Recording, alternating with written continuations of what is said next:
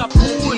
Pigilan nyo ko please, malapit na akong maulul. Diskumpiyado man sa datingan, sa unang tingin mo pag-iisipan. Kung may sekreto nga ba tinatago, yun ang gusto kong malaman. Ayoko na sanang pagdudahan, panatatangin niyang kagandahan. Ngunit sa kanyang pormahan, ako ay nag-alinlangan. Ang pula ng kanyang labi, ang tangos pa ng ilong. Laging jersey ang suot, naka-3-port pang maong. Flawless ang kanyang kutis at hubog ng katawan. At pag siya ay dumaan,